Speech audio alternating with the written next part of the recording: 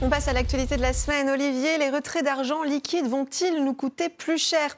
La question se pose car au 1er janvier 2020, la commission interbancaire de retrait a augmenté de 56%, de 57 centimes. Elle est passée à 89 centimes.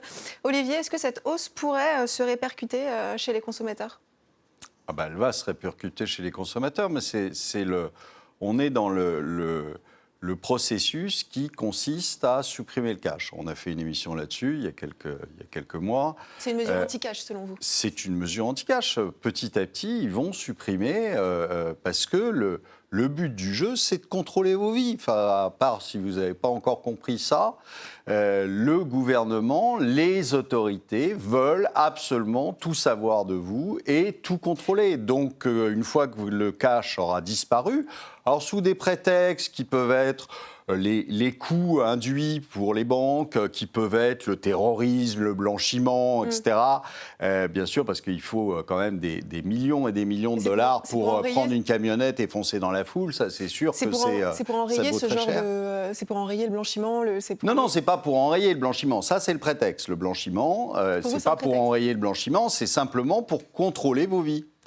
Et donc, une fois que vous aurez tout à disposition des banques, parce que vous paierez avec votre téléphone, parce que vous ne pourrez plus payer que par votre téléphone, votre carte bleue, et que vous n'aurez absolument plus de cash, vous n'aurez absolument plus aucun secret. C'est-à-dire qu'on saura ce que vous mangez, ce que vous fumez, ce que vous buvez, comment vous passez vos vacances, si vous faites du sport, si vous n'en faites pas, etc.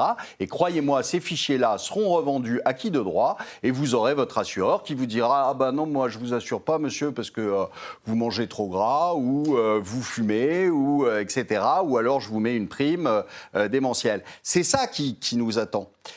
Sauf que les gens sont ravis parce que c'est vrai que c'est pratique de payer sans contact avec sa carte bleue et que c'est facile et que tout le monde est content, sauf qu'il y a des conséquences. L'avenir nous le dira. Je vous rappelle qu'à ce sujet, vous pouvez retrouver notre émission sur la possible disparition de l'argent liquide sur rtfrance.tv.